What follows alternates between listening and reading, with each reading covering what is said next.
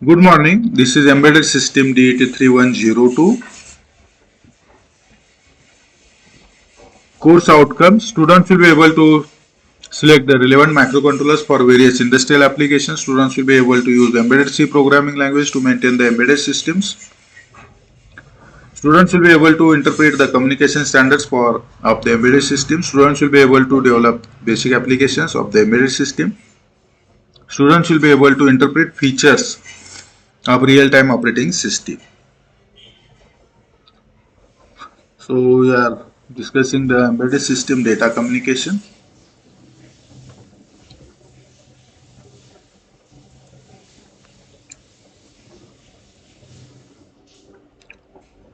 I think we have discussed the parity details yesterday. We can have the parity bits in serial data transfer. This is the serial data transfer frame. There will be start bit, there will be 1 bit duration is there for start bit. 1 bit duration. Each bit will have a particular time duration.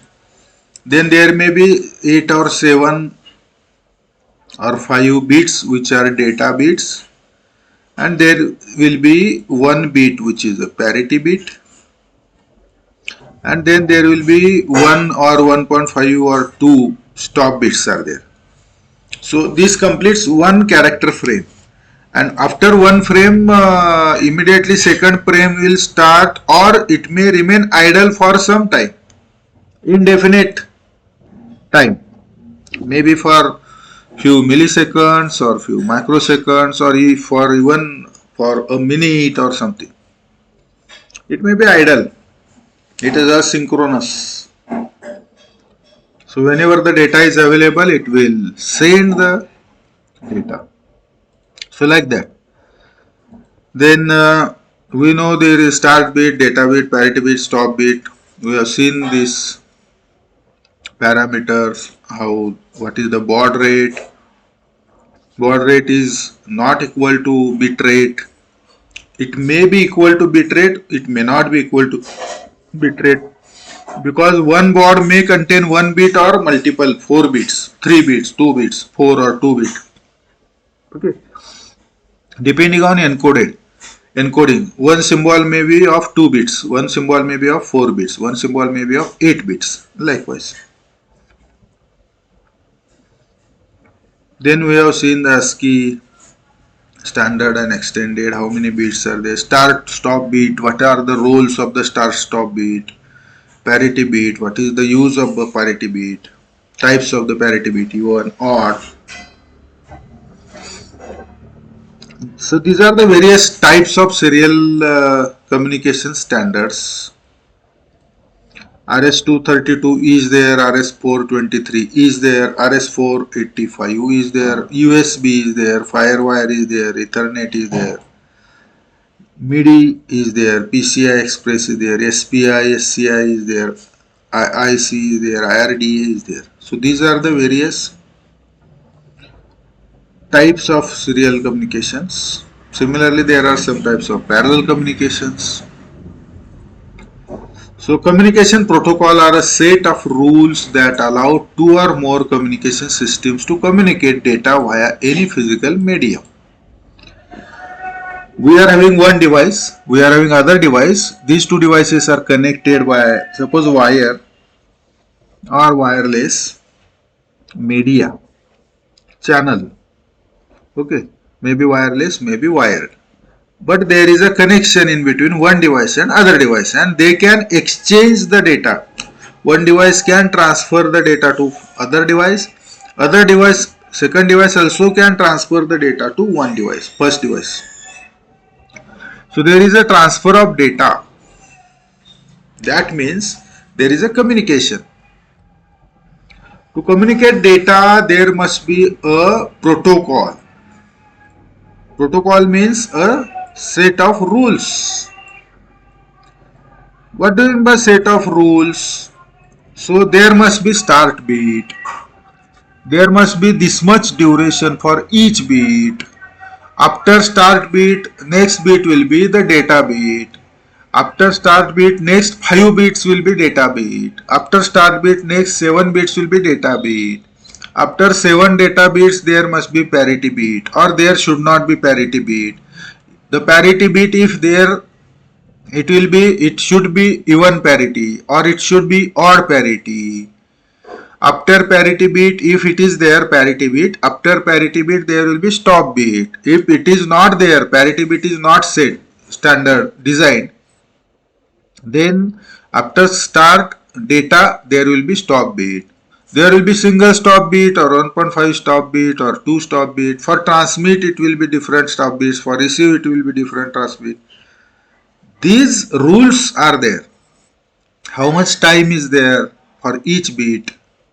So that clocks, depending on the clock cycles, clock's time, period, clock's period will be there, clock's frequency will be there. So if the clock is running with certain frequency, clock will have the time period, capital T.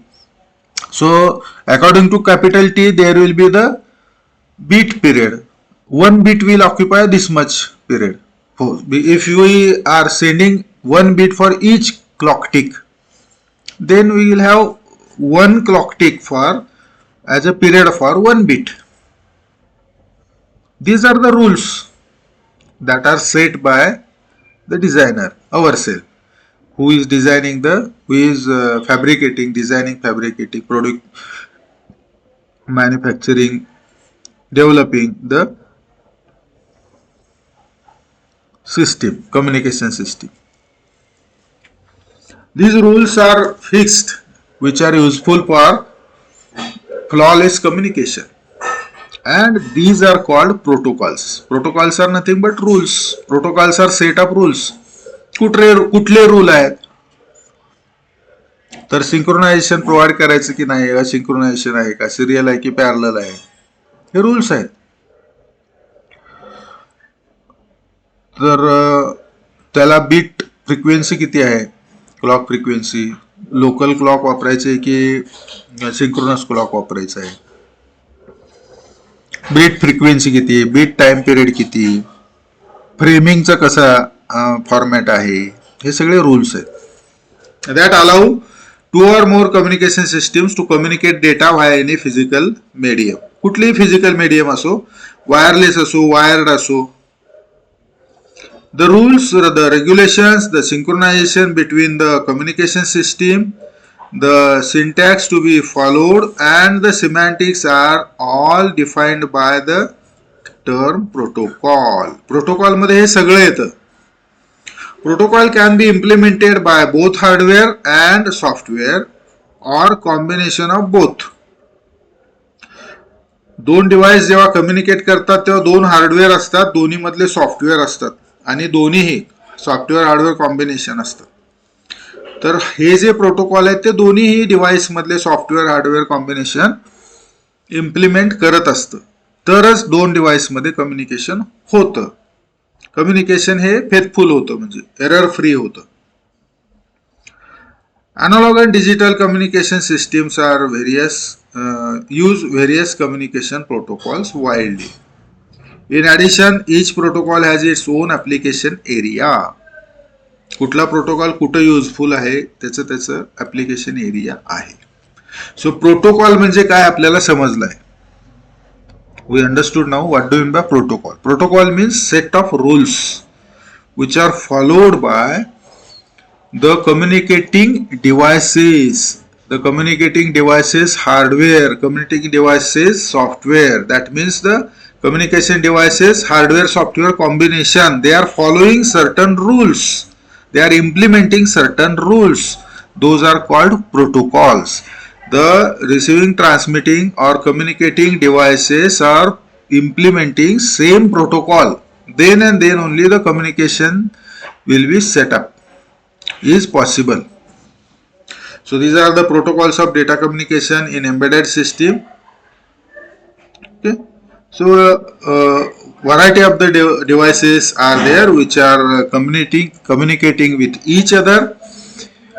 Then even though the devices may change, the protocols remains same.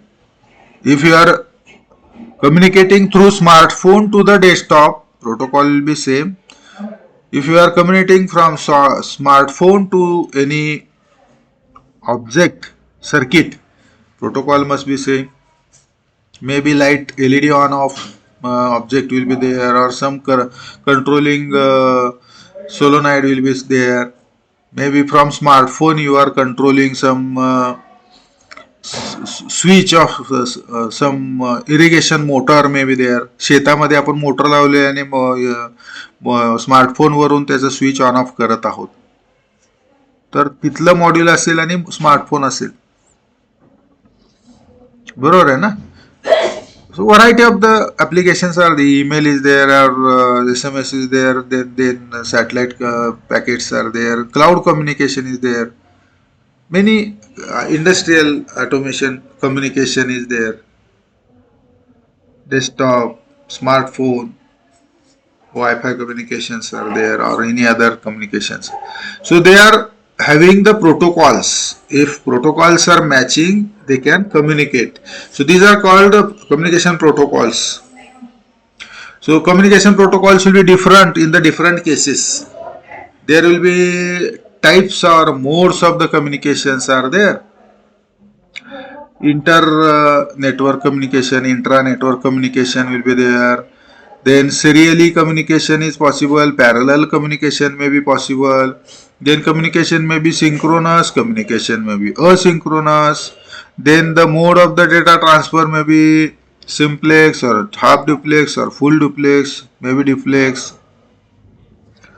According to all these combinations, there will be different protocols, taking into consideration the functioning of each type of the combination. There may be serial asynchronous, there may be serial synchronous, there may be using half duplex, there may be using full duplex. Depending on the combination, various combinations are there, and those various combinations can have various protocols. That is to say about the protocols. Protocols of data communication in embedded system. In general, the communication protocols are associated with the physical layer, are describing the signals incorporated, signal strength, handshaking mechanism, bus arbitration, device addressing, wired आहे की wireless आहे का, data lines कसे आहेत ते, हे physical लेयर्सचे. आता तुम्हाला थोडक्यात असं सांगतो मी की नेटवर्किंग लेयर्स जे असतात त्या फिजिकल लेयर्स असतात, त्यानंतर डेटा लेयर्स असतात, त्यानंतर ॲक्सेस लेयर्स असतात, आणि वरती मग काही application timing layers, session layers आणि ॲप्लिकेशन लेयर्स असतात. सेशन लेयर आणि application layer 5 layer 7 layer system असते. ही TCP/IP सिस्टीम मध्ये सगळ्यात पहिल्यांदा, सगळ्यात खाली म्हणजे सगळ्यात पहिल्यांदा फिजिकल लेयर असते. म्हणजे एखादा कॉम्प्युटर आहे, तो कॉम्प्युटरला डेटा ट्रान्समिट करायचा असेल तर तो डेटा कुठं तयार होतो, तर ॲप्लिकेशन मध्ये, ॲप मध्ये तयार होतो. मग तो त्याचं टायमिंग सेशन जे आहे ते फ्रेमिंग करतो.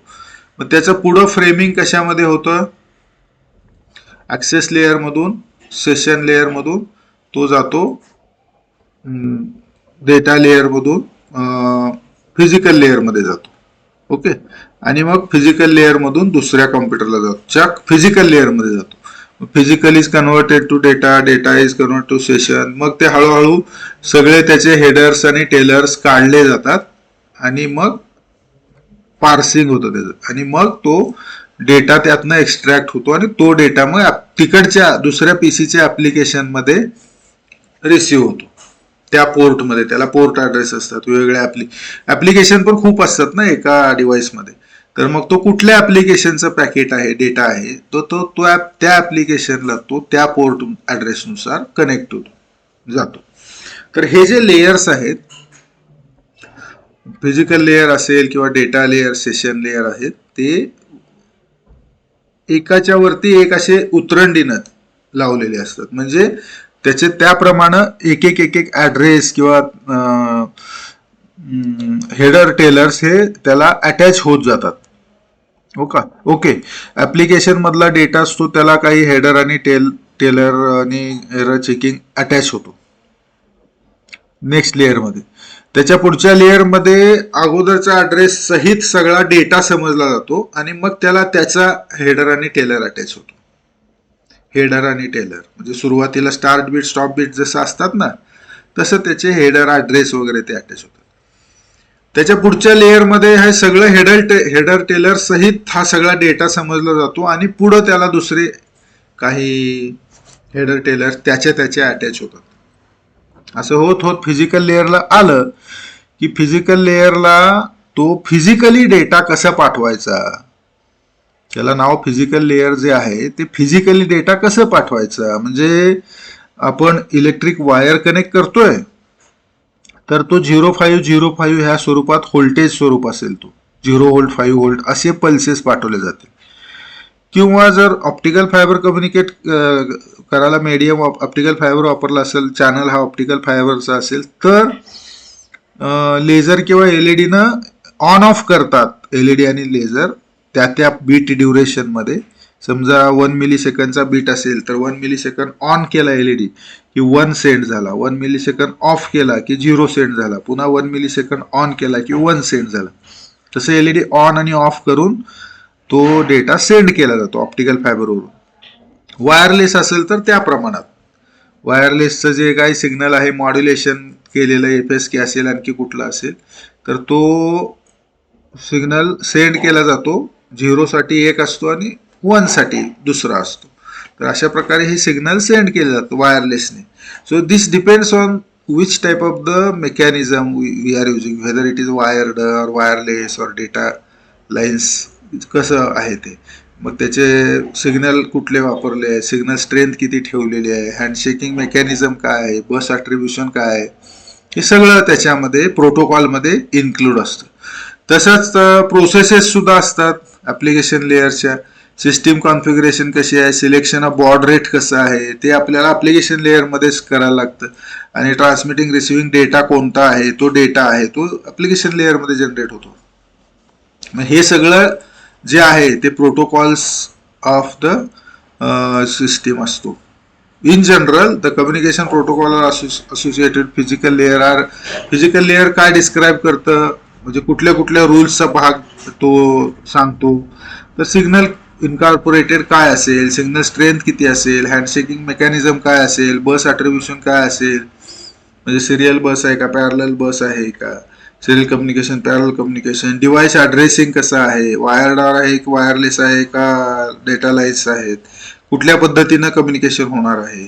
आणि मग ऍप्लिकेशन लेअर काय सांगतो तर सिस्टीम कॉन्फिगरेशन काय, सिलेक्शन, बॉड रेट किती आहे, ट्रान्समिटिंग रिसिव्हिंग डेटा कोणता आहे वगैरे. So this are about protocols of the system. Okay, protocol मध्ये हे इन्क्लूड असतं, अशा पद्धतीनं असतं. म्हणजे protocol of data communication in the embedded system have the types of depending on the type of the communication, the protocol also are having different types. The protocol in the embedded system, the communication protocols are broadly classified into inter-symbol system and intra-symbol system. Okay, inter-symbol आहे किंवा intra-symbol आहे. Communication protocols are there and they are either inter-symbol or maybe intra-symbol.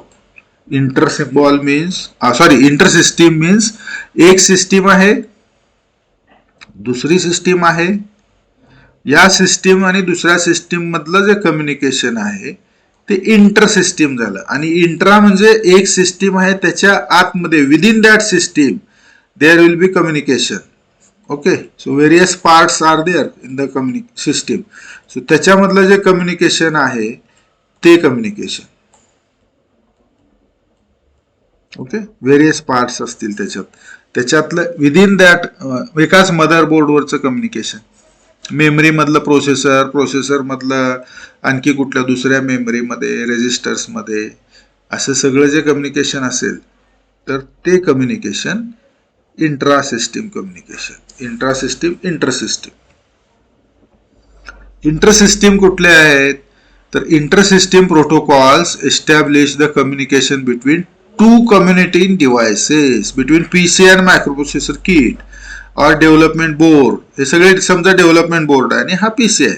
त्या दोन ह्याच्यामध्ये आपण Arduino board किंवा Raspberry पाय board जेव्हा USB नी पीसी ला कनेक्ट करतो तर ते दोन वेगवेगळ्या सिस्टीम झाल्या. तर इंटर सिस्टीम बस सिस्टीम आपण वापरतो, इंटर बस सिस्टीम वापरतो, त्याला आपण इंटर सिस्टीम प्रोटोकॉल्स वापरतो.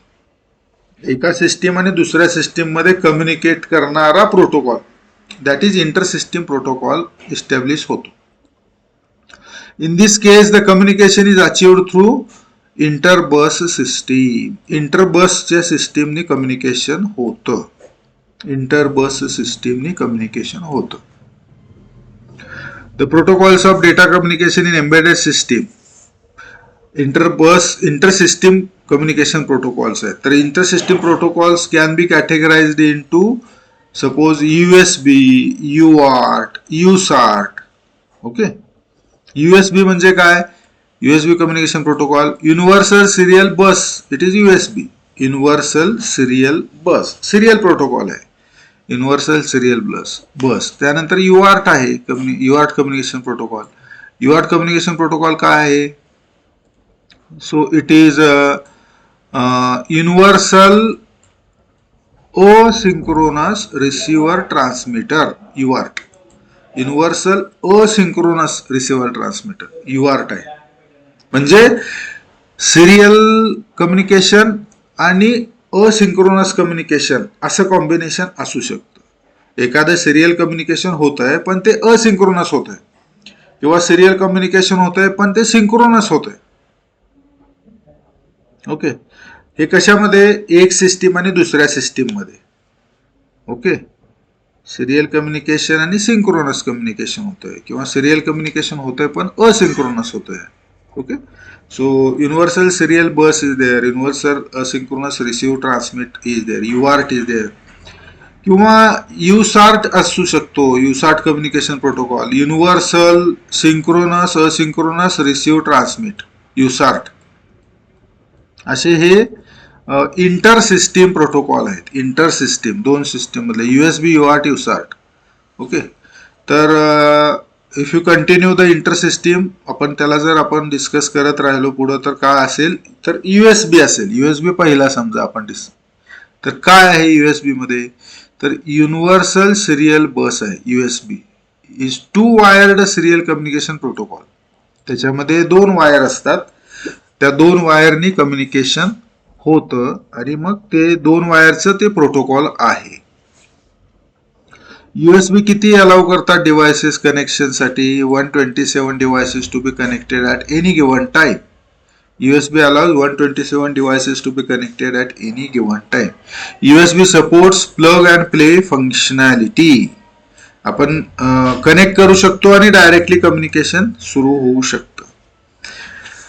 USB protocol sends and receives the data serially. Obviously, if it is a universal serial bus आहे तर serially transmit किंवा receive होईल in between host and external peripheral devices through the data signal lines. दोन wires आहेत, D+ आणि D-. आपण इथं पाहिलं टू वायर्ड सिरियल कम्युनिकेशन आहे. एक वायर्ड आहे तो डेटा प्लस आहे, त्याचं नाव. दुसरा आहे तो डेटा मायनस आहे. प्लस मायनस म्हणजे VCC ग्राउंड सारखं डेटा प्लस डेटा मायनस अशा दोन वायर आहेत. Apart from two data lines, ह्या दोन ज्या डेटा लाईन आहेत D+ D-, USB has VCC and ground signals to power up the device. म्हणजे USB ला 4 वायर असतात ज्याच्यामध्ये VCC ग्राउंड आहेच आणि दुसरं D1 आणि D+ आणि D- आहे. तर USB स्टँडर्ड A किंवा USB स्टँडर्ड B असे दोन स्टँडर्ड आहेत. त्याच्यात ते फिजिकली आपण कनेक्टर कसं अरेंज करतो त्याच्यानुसार आहे. तर universal serial bus USB communication protocol मध्ये USB स्टँडर्ड A पण आहे, USB स्टँडर्ड B पण आहे. त्याचे पिन दाखवलेले आहेत ते 1 2 3 4. पहिली पिन आहे ती VCC आहे, दुसरी आहे D मायनस आहे, तिसरी D प्लस आहे आणि चौथी ती ग्राउंड आहे. ओके, असं हॉरिझॉन्टल अरेंज्ड पिन्स असतात USB च्या, जे आपण USB पोर्ट म्हणतो तसं. किंवा दुसरं USB standard B, USB A type आणि B टाईपचं. तर B टाईपमध्ये असं दोन कनेक्टर्स वरच्या बाजूला, दोन कनेक्टर्स खालच्या बाजूला, त्याला D टाईप कनेक्टर पण म्हणतात, B टाईप कनेक्टर. ओके, तर 1 नंबर आहे, 2 नंबर आहे, 3 नंबर आहे आणि 4 नंबर आहे. 1 नंबर D प्लस VCC आहे 1 नंबर, 2 नंबर D मायनस आहे, म्हणजे याच्यासारखंच आहे, प्लस D मायनस, त्यानंतर D प्लस आहे 3 नंबर आणि 4 नंबर. फक्त ते हॉरिझॉन्टलच्या ऐवजी असा व्हर्टिकल सर्क्युलर म्हणता येईल असं अरेंज केलेलं आहे. ओके, पिन काउंटिंग असं होतं. पिन काउंटिंग ॲरो दाखवले बघा, पिन काउंटिंग असं क्लॉकवाईज होतं, 1 2 3 4. याच्यामध्ये 1 2 3 4 असं होतं, राईट टू लेफ्ट असे कनेक्टर्स असतात. तर VCC ग्राउंड आणि D प्लस D मायनस असे कनेक्टर आहेत. So inter system communication protocol universal serial bus is there and it is having the data transmission. Data is transmitted in the form of packets where two devices communicate each other. Packets मध्ये data transfer होतो. Obviously serial आहे, त्याच्यामुळं serially packet मध्ये data transfer होतो. Packet म्हणजे framing होतं, framing मध्ये start bit stop bit असतो, पॅरिटी पण असतो. Data packet compose of 8 bits or 1 byte with LSB, least significant bit transmitted first. पहिल्यांदा LSB असते आणि मग सगळ्या बीट अशा असतात आणि MSB असते, most significant. USB associates the NRZI, non return to zero invert encoding scheme, non return to zero invert encoding scheme to transmit data with sync field to synchronize the host system and receiver clock system. ओके, sync field असते त्याच्यामध्ये.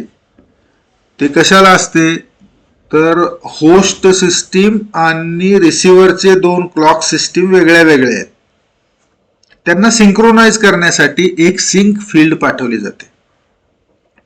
त्या sink field नुसार host सिस्टीमचा पण clock sink होतो आणि त्या सिंक फील्डला घेऊन रिसिव्हरचा पण क्लॉक सिग्नल सिंक होतो, म्हणजे सिंक्रोनाइज होतो. याचा अर्थ काय तर दोघांचे क्लॉक लोकली वेगळे वेगळे आहेत, म्हणजे हा असिंक्रोनस आहे. सिंक्रोनस मध्ये क्लॉक पण पाठवला जातो, असिंक्रोनस मध्ये क्लॉक पाठवला जात नाही आणि लोकली त्याचे क्लॉक हे जनरेट केले जातात.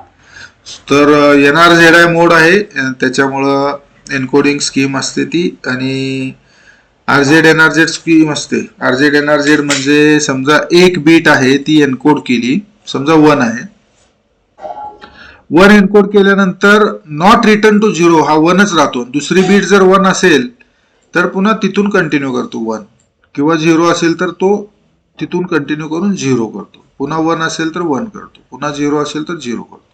म्हणजे तो 0ला रिटर्न होत नाही प्रत्येक वेळेस. म्हणजे RZ मध्ये कसं असतं रिटर्न टू 0, 1 सिस्टीम इंडिकेट केला हाफ बीट पिरियड आणि तो 0ला येतो, पुन्हा हाफ पिरियड 0 असतो, पुन्हा 0 इंडिकेट केला हाफ पिरियड आणि मग पुन्हा तो 0ला येतो, म्हणजे 0लाच राहतो. पुन्हा 1 इंडिकेट केला हाफ पिरियड इंडिकेट करतो आणि पुन्हा तो 0ला येतो. प्रत्येक बीट नंतर नेक्स्ट हाफ पिरियड तो 0ला रिटर्न होतो. ओके, कधी कधी निगेटिव्ह व्होल्टेज 0ला इंडिकेट केलं जातं आणि 0 लेवल हे रिटर्न टू 0 म्हणून इंडिकेट केले जाते. म्हणजे रिटर्न टू 0 हे एन्कोडिंग स्कीम जी आहे ती प्रत्येक बीट मध्ये हाफ बीट पिरियड आहे तो 0 इंडिकेट करण्यासाठी वापरला जातो. एंडिंगचा हाफ पिरियड तो रिटर्न टू 0 आहे. आणि नॉन रिटर्न टू 0 मध्ये तसं 0ला रिटर्न होत नाही, जी बीट आहे ती हेल्ड केली जाते, पूर्ण बीट पिरियड मध्ये हेल्ड केली जाते तशीच. म्हणजे 1 असेल तर 1च हेल्ड होतो, 0 असेल तर 0च हेल्ड होतो. 1 may be 5, 0 may be 0, or 1 may be plus 5, 0 may be negative something. अशा पद्धतीनं त्याचं कम्युनिकेशन होऊ शकतं. सो हे झालं USB NRZ असोसिएट असेल तर स्कीम विल ट्रान्समिट डेटा आणि सिंक फील्ड ट्रान्समिट करतो. सिंक फील्ड ट्रान्समिट का करतो? कारण होस्ट आणि रिसिव्हिंगचे क्लॉक वेगळे असतात, लोकली असतात, त्याच्यामुळं ते सिंक्रोनायझेशन होण्यासाठी. याचा अर्थ दोन्ही लोकल क्लॉक आहेत, याचा अर्थ असिंक्रोनस मोड आहे. तर त्या इंटरसिस्टम कम्युनिकेशन मध्ये जर आपण डिस्कस करतो USB, तर USB डेटा ट्रान्सफर आहे तो 3 वेगवेगळ्या स्पीडनं होऊ शकतो. एक तर लो स्पीड असेल, फुल स्पीड असेल आणि हाय स्पीड असेल. 10 kbps पासून 100 kbps ला लो स्पीड म्हणतात. 500 kbps टू 10 mbps ला फुल स्पीड म्हणतात. 25 mbps टू 400 mbps ला हाय स्पीड म्हणतात. Okay, so these are the different speed wise different combinations of USB. Slow speed, full speed, high speed. 10 kbps, 100 kbps is slow speed. 500 kbps to 10 mbps is full speed, and 25 mbps to 400 mbps is high speed. So universal serial data bus has some advantages as well as disadvantages. So universal serial database USB is fast and simple. It is simple, 4 terminals are there, protocol is simple आणि त्याचे rules पण simple आहे. It is of low cost, याचा cost effective आहे, कमीत कमी cost मध्ये ती एस्टॅब्लिश करू शकतो. प्लग अँड प्ले हार्डवेअर आहे, म्हणजे त्याला काही इन्स्टॉलेशन सेटिंग अप वगैरे करत बसायला लागत नाही. कनेक्ट केला तर आपण डायरेक्टली कम्युनिकेशन सुरू होतं. Plug and play hardware. Disadvantage काय आहेत USB कनेक्शन प्रोटोकॉलचे? It needs the powerful master device. तर ते मास्टर डिव्हाइस त्याचा सेशन स्टार्ट करणे, एंड करणे, डिटेक्ट करणे, तर पॉवरफुल मास्टर डिव्हाइस लागतो. USB मध्ये एक मास्टर आणि दुसरा स्लेव्ह किंवा दुसरे अनेक असतात, ते स्लेव्ह म्हणून काम करतात. So powerful master device is there. So master will have a particular software or program which controls that. That must be powerful. हा एक डिसएडवांटेज आहे. आणि स्पेसिफिक ड्रायव्हर्स लागतात त्याला, त्या रूल्सला, प्रोटोकॉल्सला जे ड्रायव्हर्स असतात. ड्रायव्हर म्हणजे काय, तर ते प्रोग्राम असतो ते रन करण्याचा, डेटा ट्रान्समिट करण्याचा, डेटा रिसीव्ह करण्याचा जो प्रोग्राम असतो, जे रूल फॉलो करतो तो प्रोग्राम, सगळे प्रोटोकॉल फॉलो करतो, तर तो प्रोग्राम असतो, त्याला ड्रायव्हर प्रोग्राम म्हणतात. तर तो ड्रायव्हर प्रोग्राम लागतो. सो डिसएडवांटेज काय, पॉवरफुल मास्टर डिव्हाइस आणि ड्रायव्हर प्रोग्राम लागतात. परंतु ऍडव्हान्टेजेस USBचे काय, फास्ट आहे, सिंपल आहे, लो कॉस्ट आहे, प्लग अँड प्ले हार्डवेअर आहे. जसं आपण पाहिलं इंटर सिम्बॉल कम्युनिकेशन मध्ये युनिव्हर्सल सिरियल बस आहे USB, तसं universal asynchronous receive transmit UART पण आहे, आणि universal synchronous asynchronous receive transmit USART पण आहे. So second is UART, universal synchronous receive transmit UART communication protocol. In this, the universal asynchronous receive transmit UART is not a communication protocol but just a physical piece of hardware which converts parallel data into serial data. UART म्हणजे काय, it is a hardware piece of hardware to convert parallel data to serial data. It is a synchronous receive transmit आहे. तर parallel data generally available असतो, त्याला convert करतो हा serial मध्ये. तर UART is a piece of hardware. The main purpose of UART is to transmit the received data serially. म्हणजे जो डेटा आपल्याकडे असतो तो पॅरलल असतो, 8 बिट असतो, 16 बिट, तो सिरियली ट्रान्समिट आणि रिसीव्ह करणे हे काम UARTचं. UART is also two word. The serial data is handled by TX transmitter and RX receiver pins. Okay, so transmitter pin आणि रिसिव्हर पिन यांनी हँडल होतात. 2 वायर्डच आहे, एक ट्रान्समीटर वायर, एक receiver. UART transmit data asynchronously because its name itself suggests it is asynchronous. UART transmit data asynchronously, which induces that no clock signal is associated with transmitting and receiving data. Receiving transmitting data असतो, त्याला associated clock नसतो. मग synchronisation साठी एक sink pulse मात्र टाकलेली असते त्याच डेटामध्ये. Instead of clock signal UART embed start and stop bits, म्हणजे या पल्सेस डेटा सोबत एम्बेड केलेले असतात किंवा त्याच्यामध्ये टाकलेले असतात किंवा अटॅच केलेले असतात. पहिल्यांदा स्टार्ट असते, मग डेटा असते, मग स्टॉप असते, किंवा स्टार्ट आणि डेटा नंतर पॅरिटी आणि नंतर स्टॉप असते with actual data bit. So this defines the start and end of the data packet. Start आणि स्टॉप बीट असतात ते डिफाईन करतात स्टार्ट आणि एंड पॅकेटचा. म्हणून आपण त्याचे डिटेल्स पाहिले बघा कालच्या लेक्चरमध्ये. स्टार्ट आणि एंड स्टॉप बीट आहे त्यांचं काम काय आहे, ते कसे असतात. पॅरिटी बीट आहे त्याचं काम काय, ते कसे असतात. डेटा बीट कुठे असतात, किती असतात, हे सगळे आपण डिटेल्स काल पाहिलेले. सो स्टार्ट आणि स्टॉप हे डेटा पॅकेटला असतं, ओव्हरहेड असतं ते पण असतं मग असिंक्रोनस असल्यामुळे. When the receiver end detects the start bit, जेव्हा रिसिव्हर एंडला स्टार्ट बीट येते, it start to read the data bits. मग एकदा स्टार्ट बीट आली की तो रिसिव्हर डेटा रीड करायला सुरू करतो. आणि त्या रिसिव्हरला आणि ट्रान्समीटरला फिक्स्ड प्रोटोकॉल आहे. म्हणजे स्टार्ट बीट आली की तो किती ठराविक टाइम ड्युरेशन एक बीट पिरियड आहे हे रिसिव्हरला माहिती आहे. मग तेवढा टाइम ड्युरेशन तो काय करतो, यस स्टार्ट बीट चालू आहे असं त्याला समजतं. मग तेवढा टाइम ड्युरेशन झाला की मग स्टार्ट बीट संपली असं त्याला कळतं. मग नेक्स्ट टाइम ड्युरेशन पहिल्या बीटचा आहे, मग दुसऱ्या बीटचा LSB पाठवली जाते, मग next to LSB, next to LSB, असं 5 बीटचा असेल, 7 बीटचा असेल, 8 बीटचा असेल, कितीचा फ्रेम आहे डेटा तो स्टँडर्ड माहीत असतो दोन्ही सिस्टीम्सना, ट्रान्समीटरला पण आणि रिसिव्हरला. त्याप्रमाणे तो स्पेसिफिक बॉड रेटनी सॅम्पल करतो. म्हणजे तो बॉड रेट सुद्धा स्पेसिफिक आहे. स्पेसिफिक म्हणजे काय, तर एका बीटला किती टाइम ड्युरेशन आहे हे फिक्स आहे. मग एक बीटला किती टाइम ड्युरेशन म्हणजे एका सेकंदात किती बीट्स जाऊ शकतात किंवा किती बॉर्ड्स जाऊ शकतात हे फिक्स आहे. So baud rate is a fix.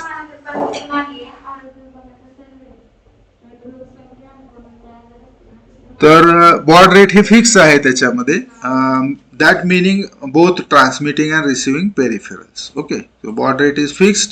So transmitting and receiving peripheral should work under the same baud rate. Transmitter आणि रिसिव्हर दोन्ही सेम बॉड रेट मध्ये काम करतात. So UART works under the half duplex communication. UART जो आहे तो half duplex communication मध्ये काम करतो. And the mode meaning it's either transmit mode असेल किंवा रिसिव्ह मोड असेल. UART हा हाफ ड्युप्लेक्स कम्युनिकेशन मध्ये काम करतो. ओके, UART हा हाफ ड्युप्लेक्स मध्ये काम करतो. म्हणजे काय, एक लाईन कनेक्टेड आहे तर ती ट्रान्समीटर ट्रान्समिट करतो, रिसिव्हर रिसिव्ह करतो, आणि मग ते पूर्ण सेशन संपल्यानंतर receiver may act as a transmitter and send data in the opposite direction. Okay,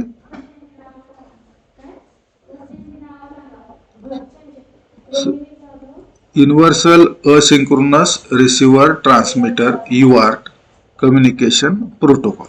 okay, हा UART आहे. त्याचा हा बीट पर कॅरेक्टर म्हणजे आपण फ्रेमिंग म्हणू तो असा असतो. हे आपण आधी पण पाहिलेला आहे, सेम आहे तो असिंक्रोनस ट्रान्समिटरला. ही लो लेवल आहे, ही हाय लेवल आहे. स्टार्ट बीट आहे, start bit, bit 1, bit 2, bit 3, bit 4, bit 5, bit 6, bit 7 आणि पॅरिटी बीट आहे. पॅरिटी बीट काय असते, तर ज्यावेळेस आपल्याला पॅरिटी चेक करायची फॅसिलिटी आपण प्रोव्हाइड करणार असू त्यावेळेस आपण ती वापरतो, किंवा ती स्किप पण करू शकतो आपण. आपल्याला जर आपण रिसिव्हर आणि ट्रान्समीटर स्टँडर्ड असं ठरवलेलं असेल, डिझाईन केलं असेल की पॅरिटी बीट नसणार आहे, तर ती नसू शकते. आणि असली तर मग ती कुठली पॅरिटी बीट आहे याचे सुद्धा रूल फिक्स असतात. तर ते कुठले रूल आहेत, तर इव्हन पॅरिटी, ऑड पॅरिटी, ही एक पॅरिटी आहे. त्यानंतर स्टॉप आणि आणखी एक स्टॉप असू शकते. स्टॉप ही बीट 1.5 असू शकते किंवा 1 असू शकते. So in this frame, it is low to high transition is used for bit 1 or bit 0, isn't it? So 0 is indicated by one level and 1 is indicated by another level. It may be inverted or direct. This type of the protocol is there, isn't it? So protocol decide करेल, तुम्ही जेव्हा system design कराल embedded system for communication, तुम्ही decide कराल आणि एकदा decide केलं की रिसिव्हर आणि ट्रान्समीटर ते दोन्ही फॉलो करतील. समजा हायला 1 घेतलं लॉजिक 1 आणि लोला लॉजिक 0 म्हणजे लॉजिक 0 घेतलं, तर तो रिसिव्ह ट्रान्समिट तसेच काम करतील. आणि स्टार्ट बीट असेल, त्यानंतर स्टॉप बीट असेल, त्यानंतर पॅरिटी असेल का नाही, आणि डेटा बीटचे किती 7 बीट आहेत इथं.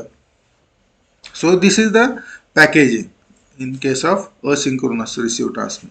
युनिव्हर्सल असिंक्रोनस रिसिव्ह ट्रान्समिट युआरचं पॅकेट हे एक एक्झाम्पल आहे. अशा प्रकारे तुम्ही कुठलंही कॉम्बिनेशन करू शकता. 7 च्या ऐवजी 5 बीटचं करू शकता. पॅरिटी असू शकते, नसू शकते. स्टॉप बीट एकच असू शकते, स्टॉप बीट 2 असू शकतात. So universal synchronous asynchronous receive transmit, universal synchronous asynchronous receive transmit USART is identical to that of UART with only added functionality synchronous. Okay, universal synchronous asynchronous receiver transmitter USART is identical to that of UART. आता आपण मगाशी UART पाहिलं, आता हा USART आहे.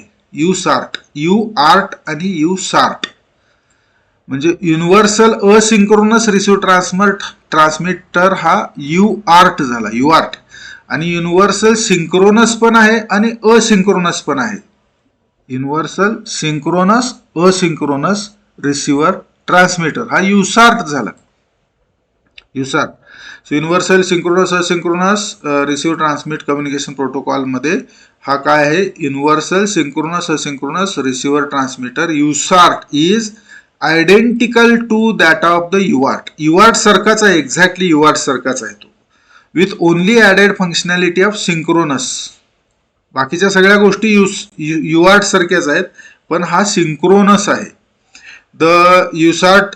In the USART the transmitter will generate the clock signal which will be recovered at the receiver. रिसिव्हरला तो recover केला जाईल ट्रान्समिटरने सेंड केलेला from the data stream transmitted without knowing the baud rate ahead. म्हणजे आता जर तो सिंक्रोनस असेल तर बॉड रेट फिक्स करण्याची गरज लागत नाही. का लागत नाही? कारण जो डेटा ट्रान्समिट केलेला जातो त्या डेटामध्ये जे 1010 ची स्क्वेअर वेव्ह असेल त्याच्यामधनच रिसिव्हर काय करतो, तर क्लॉक फ्रिक्वेन्सी जनरेट करतो, त्याला सिंक्रोनाइज करून घेतो. आणि अशा प्रकारे तो जो डेटा ट्रान्समिट केलेला आहे त्याच्यातनच तो क्लॉक जनरेट करतो, म्हणजे क्लॉक रिकव्हर करतो. आणि मग त्याला बॉड रेट ऑटोमॅटिकली माहीत होतो. बरोबर आहे. प्रायर ऍडव्हान्स मध्ये बॉड रेट माहीत असण्याची गरज नाही. तो जो येणारा डेटा आहे त्याच्यानुसार तोच बॉड रेट आयडेंटिफाय करतो आणि अशा प्रकारे तो सिंक्रोनसली काम करतो. Okay. So UART work under the full duplex communication mode, meaning it can transmit and receive data at the same time. And USART encompasses the abilities of UART, which enables the application of both depending on the application area. Okay. तर हा सुद्धा मग समजा UART जर फुल duplex काम करत असेल तर हा USART फुल डुप्लेक्स काम करतो. ओके. तर याचा जो कम्युनिकेशन दाखवलेला आहे तो क्लॉक होस्टचा क्लॉक आहे. त्या होस्टच्या क्लॉकनुसार डेटा ट्रान्समिट होतो. हा आयदर 1 असेल किंवा 0 असेल, हा 1 असेल किंवा 0 असेल, त्यामुळे असं दाखवलेला आहे तो. आणि हा जो क्लॉक आहे तो रिकव्हर केला जातो याच्यामधून. जसं होस्ट डेटा जसा व्हॅरी होतो त्या डेटा व्हॅरिएशनला सेन्स करून रिसिव्हर मध्ये तो क्लॉक रिकवर तयार केला जातो आणि मग त्या क्लॉक नुसार start bit, data 0, data 1, data 2, data 3, data 4, data 5, data 6, data 7, parity, stop असं सगळं पाठवलं जातं आणि एक्नॉलेजमेंट सेंड केला जातो. ओके, तर अशा प्रकारे प्रोटोकॉल हा असिंक्रोनस युसार्टचा आहे. ओके, युसार्ट मध्ये काय असतं तर क्लॉक जो आहे तो दोन्ही लोकली ऑपरेट होत नाहीत. म्हणजे लोकली क्लॉक ऑपरेट व्हायचं असेल तर बॉड रेट फिक्स असायला लागतो. तर हा क्लॉक हा रिकवर करतो डेटा स्ट्रीम मधून, त्याच्यामुळे बॉड रेट माहीत असण्याची गरज लागत नाही. सिंक्रोनस असिंक्रोनस मध्ये ऍडव्हान्स मध्ये बॉड रेट माहीत असण्याची गरज लागत नाही. असिंक्रोनस मध्ये बॉड रेटची आवश्यकता लागते. So this is about the UART and USART. Advantages काय आहे युआर्ट युसार्टच्या? तर clock signal is not required. Actual clock signal connect होत नाही. एकाला बॉड रेट नुसार बीट्स सॅम्पल केले जातील, स्टार्ट बीट स्टॉप बीट असते, आणि दुसऱ्याला स्टार्ट बीट सेंड केली जाते आणि त्याच्यानुसार लोकल क्लॉक जो आहे तो एक्स्ट्रॅक्ट करून रिकवर करून क्लॉक जनरेट केला जातो सिंक्रोनिझम मध्ये आणि मग सगळ्या बीट्स डिटेक्ट केल्या जातात. म्हणजे बॉड रेटची आवश्यकता नसते. तर दोन्ही केसमध्ये क्लॉक सिग्नल लागत नाही, पाठवायला लागत नाही, म्हणजे कनेक्ट करायला लागत नाही. एकामध्ये लागतच नाही क्लॉक आणि दुसऱ्यामध्ये क्लॉक जनरेट केला जातो, एक्स्ट्रॅक्ट केला जातो. कशातून? तर डेटाच्या बीटमधूनच जनरेट केला जातो. प्रत्यक्ष क्लॉक कनेक्ट करायची गरज नाही. सो ऍडव्हान्टेज युआर्ट युसार्टचं काय? Clock signal is not required. Cost effective आहे. Uses parity bit for error detection. Parity वापरली जाते. Requires only 2 wires for data communication. 2 wire असतात फुल डुप्लेक्स साठी. डिसएडव्हान्टेज युआर्ट युसार्टचं काय आहे? Doesn't support multiple master slave functionality. Multiple master slave functionality support करत नाही, 1 to 1च कम्युनिकेशन करतो. Okay, baud rate of communicating UART should be within 10% of each other. UART मध्ये बॉड रेटचं व्हेरिएशन 10% चालू शकतं, जास्त नाही चालत. Baud rate communicating UART should be within 10% of each other. म्हणजे एकाचा बॉड रेट चालू आहे, दुसऱ्याचाही तोच दिलेला आहे, पण थोडंसं फ्लक्च्युएशन चालू शकतं 10% पर्यंत. हा डिसएडव्हान्टेज आहे. सो ऍडव्हान्टेज युआर्ट युसार्टचे काय? Clock signal is not required, cost effective आहे, पॅरिटी बीट एरर डिटेक्शनला वापरली जाते आणि 2च वायर लागतात त्याला. ऍडव्हान्टेज झाले हे. डिसएडव्हान्टेज आहेत multiple master slave functionality support करत नाही आणि baud rate of communicating UART should be within 10% of each अदरच आहे. फक्त 10% व्हेरिएशन अलाउ करतं. हा आतापर्यंत जो पाहिला आपण तो इंटर सिस्टीम होता. Inter system. ओके, हा इंटर सिस्टीम प्रोटोकॉल आहे. इंटर सिस्टीम म्हणजे काय? तर एक सिस्टीम आणि दुसरी सिस्टीम याच्यामधला प्रोटोकॉल. आता आपण पाहतो intra system. Intra system. Inter system मध्ये आपण काय काय पाहिलं? यूएसबी आहे, युआर्ट आणि युसार्ट आहे. USB, UART, USART. Inter system. Intra system मध्ये आपण काय पाहणार आहोत? I2C SPI CAN. Okay, I2C SPI CAN.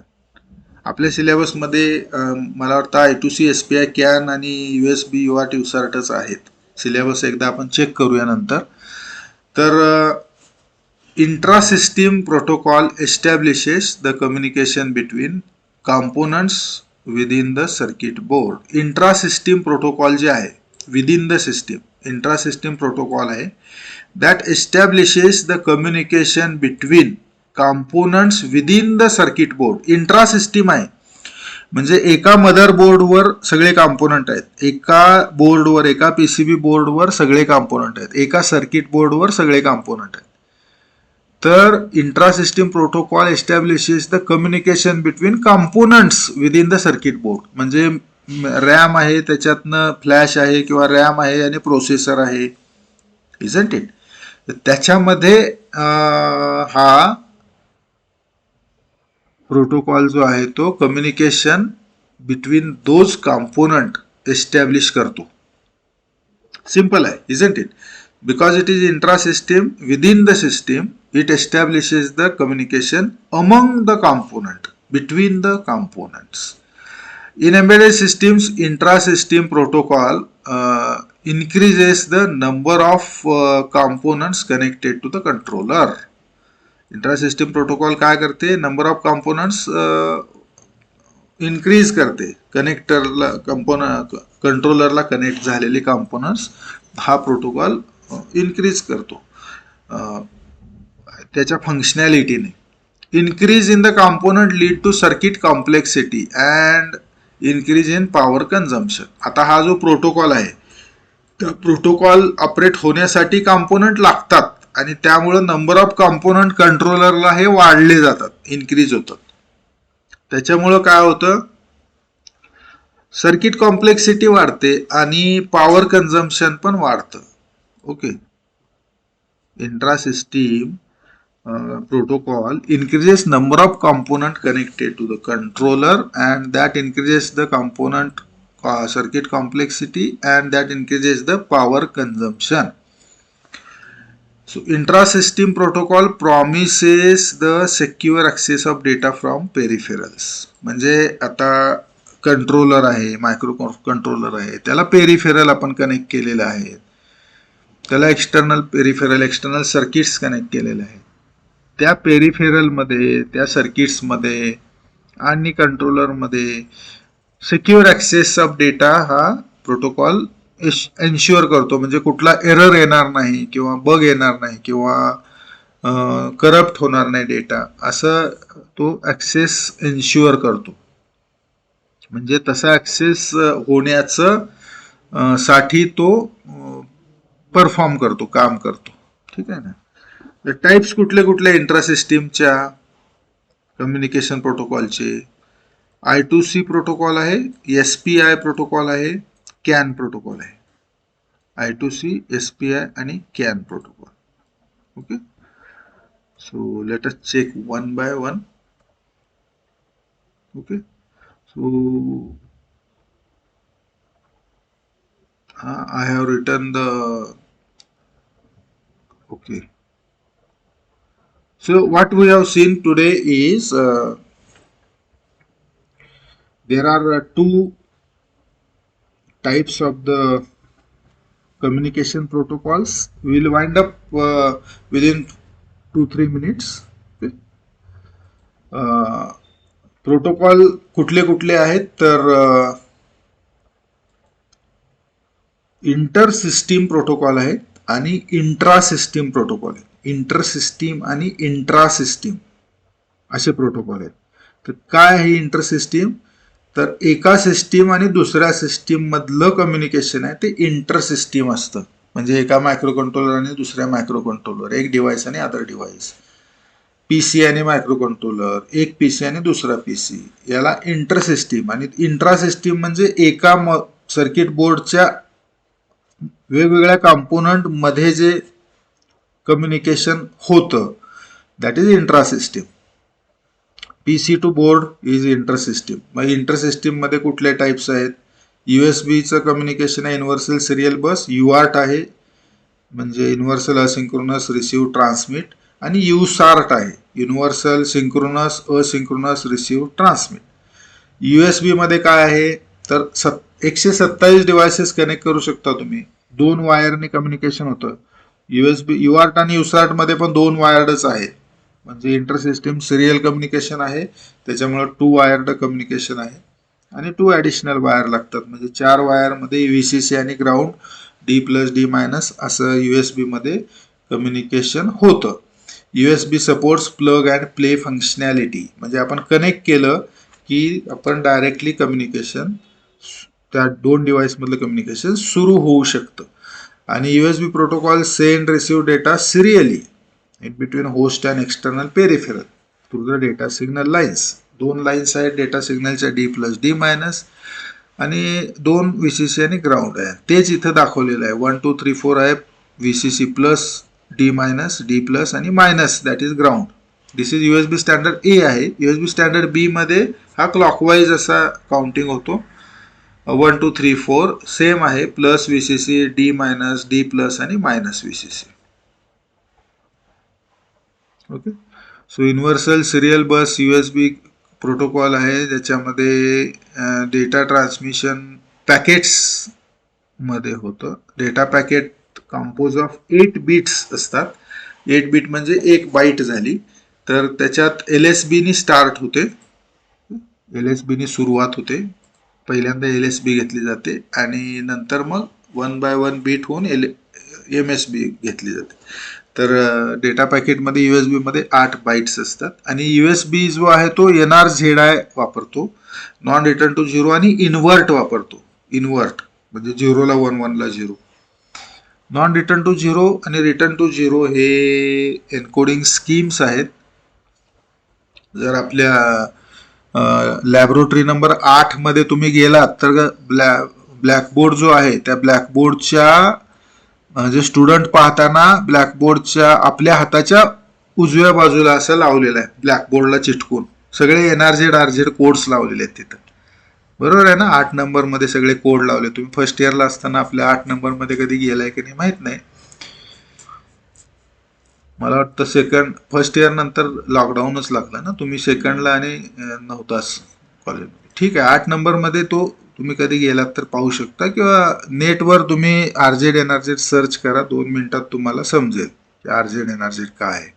तर RZ काय असतो, NRZ काय असतो, तो नॉन रिटर्न टू झिरो असतो. 1 बीट सेंड करताना त्या बीटचा जेवढा टोटल ड्युरेशन दिलेला आहे, एका बीटला समजा 1 मिली सेकंद एवढा ड्युरेशन दिलेला असेल तर तो पूर्ण ड्युरेशन तो बीट इंडिकेट करण्यासाठी वापरला जातो. म्हणजे समजा 1 ला हाय आपण अज्युम केलं, 0 ला 0 व्होल्ट अज्युम केलं, 1 ला 5 व्होल्ट अज्युम केलं, 0 ला 0 व्होल्ट. तर पूर्ण 1 मिली सेकंद जर 1 असेल बीट तर तो 5 व्होल्टच होल्ड केला जातो आणि 0 असेल तर पूर्ण 1 मिली सेकंद 0 व्होल्ट होल्ड केला. तो नॉन रिटर्न टू झिरो आहे. पण रिटर्न टू झिरो काय करतो, 1 मिली सेकंद जर बीट पिरियड असेल तर हाफ मिली सेकंद तो सिम्बॉलला इंडिकेट करतो आणि हाफ मिली सेकंद त्यातला 0 वर येऊन थांबतो. त्याला रिटर्न टू झिरो म्हणतात. असं दोन्ही बीटला करतो तो. म्हणजे 1 ला तो 5 व्होल्ट इंडिकेट करतो आणि 0 ला येतो आणि 0 ला 0 इंडिकेट करून 0 ला येतो किंवा मायनस इंडिकेट करून 0 ला येतो. असं पण आहेत काही सिस्टीम. +5 0 त्यानंतर -0 मायनस काही असेल किंवा -5 पण असेल. ओके. आणि इन्व्हर्ट असेल तर हायला आणि लोला अपोजिट होईल.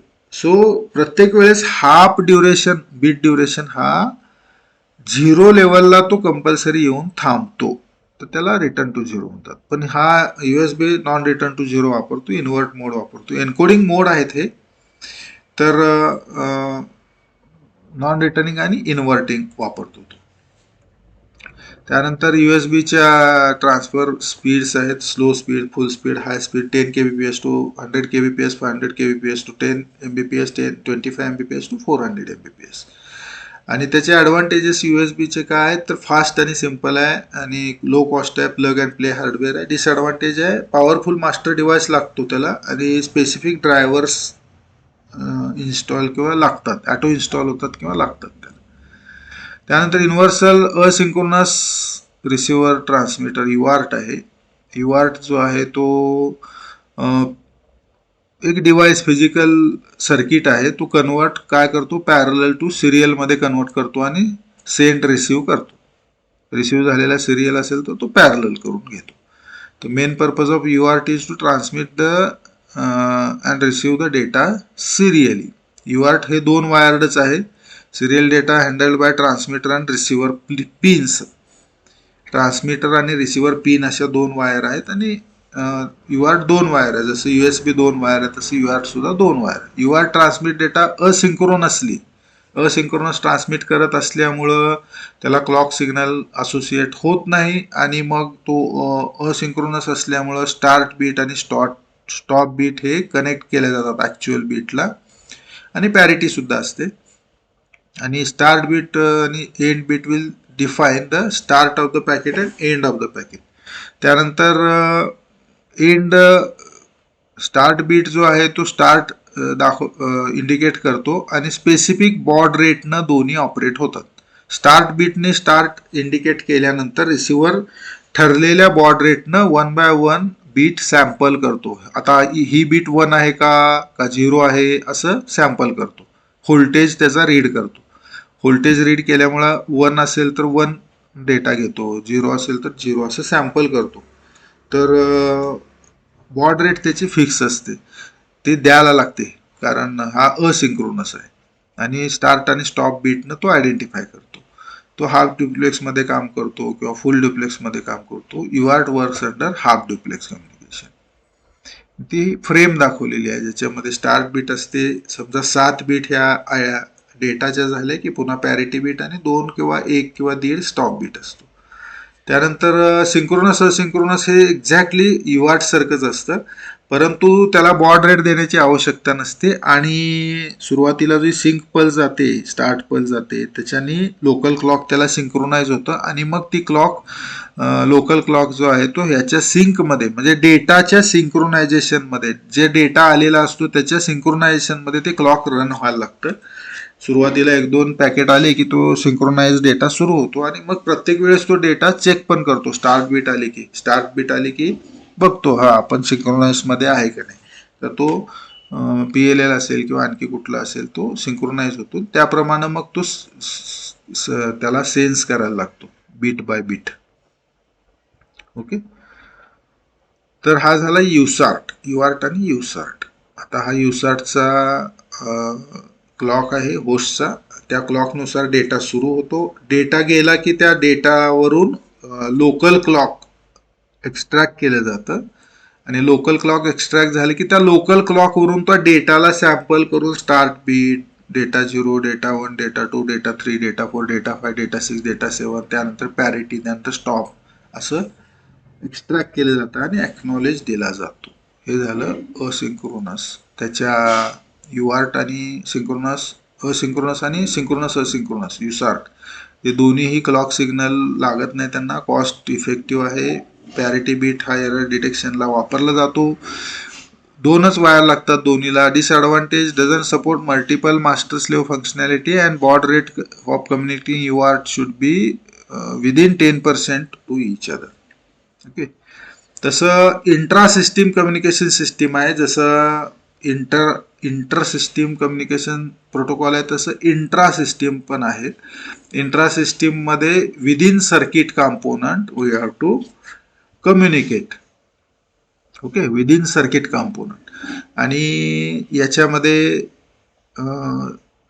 Circuit component to circuit component एकाच बोर्डवरचं कम्युनिकेशन असल्यामुळं त्या बोर्डवर त्या सर्किटमध्ये काही कम्युनिकेशनसाठीचे कॉम्पोनंट ॲड होतात, इन्क्रीज होतात. त्याच्यानुसार त्या बोर्डचं कॉम्प्लेक्सिटी पण वाढते आणि पॉवर कन्झम्पशन पण वाढतं. परंतु ते जे सिस्टीम आहे इंट्रा सिस्टीम प्रोटोकॉल जो आहे तो सिक्युअर आणि accurate without error communication promise करतो. आणि I2C SPI CAN are the examples of the intra system communication protocols. Okay, so these are the references. Embedded C by Pont MJ, publisher Addison Wilsley 2002. The 805 microcontroller and embedded systems using the assembly and C, Mohammad Ali Mazidi, Janice Gillespie Mazidi and Roland D. McIlney. Publishers is Prentice Hall Incorporated, 2nd edition. You can use any 1st edition, 2nd edition or even higher edition available. You can use these books or any other books. Lot of information is there on the website, you can use that. So these are the references. Thank you. Be at home, be healthy, be safe. We'll stop for today. for the embedded systems. Tomorrow we'll have open source software, hardware and embedded system lectures. I will communicate the time. Probably early morning like this, 10 or 9 or 9:30 we'll have the lecture. Thank you.